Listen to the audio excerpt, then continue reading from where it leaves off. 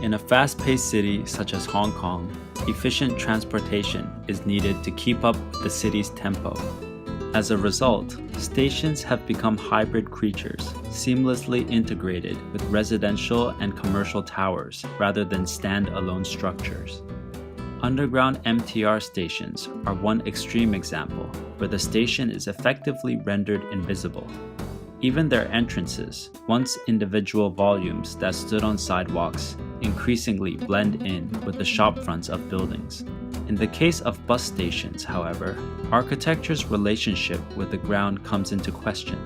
Suddenly, the base of the building is forced not only to accommodate two different scales, that of the double-decker bus and the pedestrian, but to deal with the added noise and exhaust. Ever since the rise of the automobile, architecture has flirted with vehicles with varying degrees of intimacy, from single-family homes to corporate headquarters. Le Corbusier's Villa Savoie from 1931 is lifted up on pilotis, and its ground floor shaped to suit the turning radius of a car. Kevin Roche's Union Carbide headquarters, built in 1982, also positions the car at the heart of the building. A 1.2 million square foot car park forms a central spine, off of which offices extend on either side. Car is an important part of most people's lives. Has it had a big influence on architectural design? In Union Carbide headquarters, you can drive onto the floor where your office is and walk perhaps 100 feet, and then you're in your office, and the whole thing is dealt with in a way which is very comfortable. The cars are put out of sight. You arrive in an elegant and pleasant way. But it is a very serious issue, and we have not faced it in a way that it should have been faced.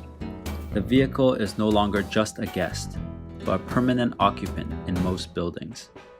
A famous example of this transformation is the Peak Tram Station. In 1889, the first station was a single-story, open-air timber structure. Subsequently, in 1935, it was replaced by a reinforced concrete structure, which incorporated St. John's Apartments on top. In 1964, this was demolished to make way for a modern 14-story commercial and residential building. In 1983, it was again rebuilt into the present-day office tower. With each generation, the interface between the station and the program above is increasingly distinct. The adjacencies between different building programs and the station have become part of people's daily routine.